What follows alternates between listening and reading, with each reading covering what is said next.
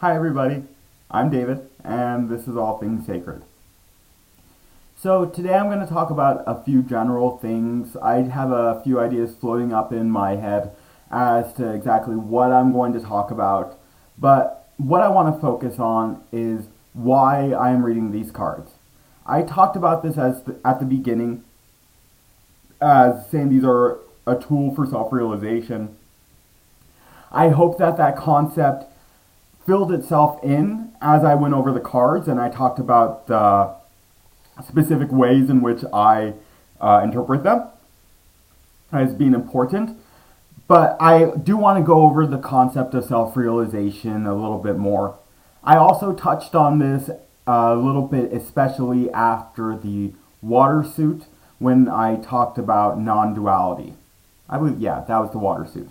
Talked about non-duality and existing in or coming to the realization of what our existence is about by asking, who am I? What am I? And remembering who we are. And that really is the key essence of self-realization. Who am I? And the tarot is an excellent means of doing this. Yes, the tarot is a wonderful divination system. Divination systems can be used to foretell what's coming, to kind of help more so, I like to use them in the divinatory sense of trying to see what's going on, really, because when we realize that self-realization is the key to life, and that we can't see exactly what we are, then, or even the situations we're in clearly because we're so involved with it, the tarot becomes a really good tool to allow you to actually see what's happening. And that little key, because it's so useful, because when you get a reading, you often, as the cards are being read, can say, oh, I realized that, or oh, I thought that. It's already kind of there in your head, but it's just you having blockages from realizing that true essence of what's going on. And so with enough readings happening to you, or enough readings being given by you, you come to see that this little key, this little helpful key, that, oh, I didn't think exactly right. I wasn't so clear-sighted, that there's a lack in clarity going on. And maybe I should start to think a little more about my life and what it is that I'm doing, physically, mentally, spiritually. And the tarot becomes a very good tool to help you do that. We start on the path of self-introspection. This is really early on the spiritual path. We can't just dive right into the gaining of the powers, the CDs, having miraculous events, or even expanded consciousness states. We can't go straight for that because we won't be prepared. The common analogy that's given is that it's like putting too much wattage into a bulb that can't take it, which just blows it out. It causes burnout. And so the cards originally in the path to self-realization are tools with which we can use to learn about our virtues and our vices, and recognize what vices that we have as holding us back from our full potential. And by learning the lessons of those cards, first we recognize what vice, what card it is. Then we learn the lessons of that card through meditation, by diving deeper into the contemplation of the meaning. And we find that we can heal these aspects of ourselves. Suddenly, things like depression and anxiety, which I have both had in my past, and were very, very extreme. And I'll talk about that in future videos a little more. But these things become something that we can overcome on our own, because we become our own personal therapist, our own personal healer, because we don't no longer see these factors, as such as anxiety or depression, indolence, or Truce may be the cards that you could relate to them on one level. There's definitely more anxiety than truce, but that is a good representation of it. Suddenly, these things no longer have power over us because they are just aspects of ourselves. We realize that we have these as pieces of our being, but we also have happiness. We also have satiety. We have all the potential of all the aces inside of us. And we know, we less and less, not no longer right away, but less and less, we become attached to these ideas of self, these false identifications. That's all ego is. Ego is the identification with your body or your mind or your personality or your belief system, your political sphere, your religion, your spiritual beliefs even. All of these things, when you identify them as defining characteristics of yourself, then you can put the term ego upon it. But when one has an expanded consciousness still existing in an individualized self, this is no longer the same little ego that has to be dealt with in these early phases of the cards, of understanding our vices and virtues, of balancing ourselves out, of becoming unattached to these ideas of who we think we are, and realizing who we really can be. We that's where the next phase comes. Once we're a little more prepared to really look at ourselves, once we have a better view of who we are and we're no longer a slave to our senses, to our desires, to our thoughts, our attachments, our aversions, to our fears, to our doubts. When we're no longer defined by our ego, then we can start using the cards for other things, for contemplating greater concepts about the whole of this creation, about the larger topics pointed to in mythologies and religions throughout the ages, through philosophies from all over the world.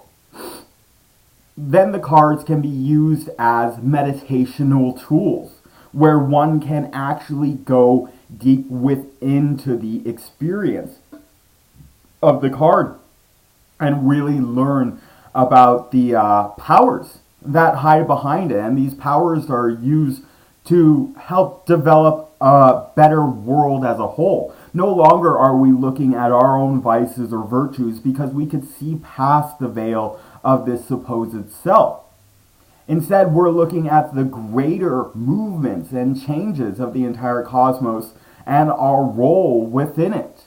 We start moving on the path of self-realization toward God realization, which is the true self-realization. Because once one disassociates from their small ego, they have to still exist in a certain form. And that form is something much greater. A lot of people, when you're only coming at it with the perspective of the ego, can think like, oh, my higher self is what I'll become, which is a reflection of the divine. But there's still this idea that it's going to have a sense of separateness, a sense of being an individualized ego. But the experience of it is something so much vaster because your consciousness normally from the place of just the intellect cannot comprehend what it means to have a divine life.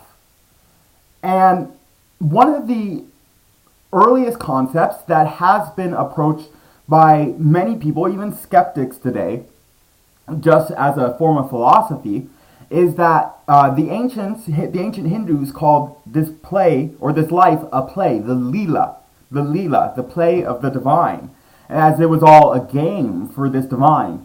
In our modern age, we have role-playing games, whether it be D&D or video games, where we choose to get a character and create that character and live out a life for them, so to say, upon a specific set amount of time on a certain quest. And there's memes and stuff that go around of people contemplating what if this life is just a video game.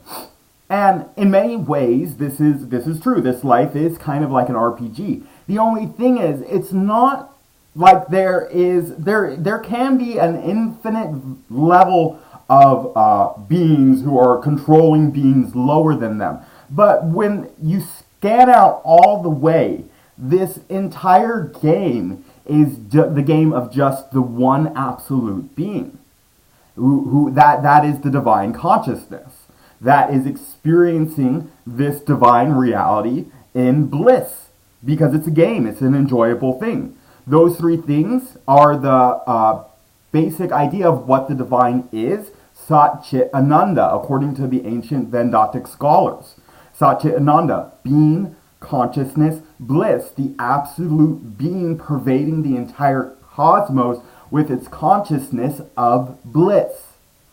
When one recognizes their role as this divine being expressing itself in a point, they can be free of all this suffering, because by tapping into that divine consciousness, they tap into that divine bliss. And this game no longer becomes a battle, a struggle, a difficult one, one full of warlike effort where we have to overcome, at first what it seems we have to overcome others is what we think, but then we realize we actually have to overcome our own inherent negativity. And then when we move past that, we can focus on the divine. These cards are wonderful for transcending the experience of everyday life and pointing towards this divine reality that I'm talking about. The Tree of Life is a symbol I've mentioned a lot. I don't have it drawn here. The closest representation I could have is the 10 of discs.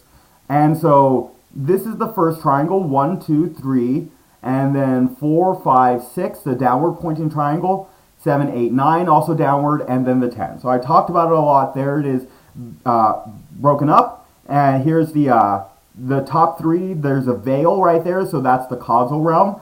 This next section, in between the moving finger right there, the next 5, is the more astral, the more mental being of an individual, or the cosmos as a whole. And the 9 connects as a bridge directly down to the 10. It is more ethereal, but it connects into the material sphere, and those are the aspects of our being. That division and that symbol of the Tree of Life isn't only, you can see it as like, this is the head and the feet of a man and everything in between, including the heart.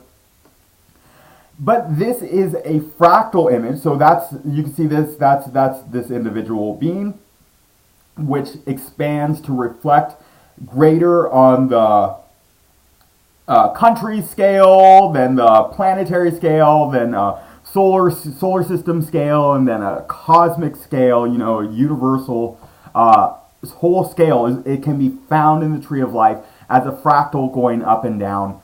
And so this is really the truth that an individual is made in the image of their divine creator. Being made in this image, we actually are the essence of the divine being if we come to know ourselves. So, self-realization really is the most important thing that we can strive after in our lives. It truly is the meaning of our life. And that is the reason why I'm sharing these cards, this divination system with all of you, is because this is a series of archetypes with which we can use to tap into the consciousness and subconsciousness of ourself and others, to learn to overcome our small nature and become something greater, to recognize our true immortality as spirit, and to rise up above our lowness, our attachment to ego, and to share this message that we are divine through readings that we give to other people, or through conversations that we share with loved ones and even strangers. I see this as the most important thing that for everyone to focus on. Not the tarot, but self-realization. Coming to know thyself. Thank you all for hearing this short message. I will be next starting videos on the major arcana with the Fool. Love you all, and take care. Have a great night.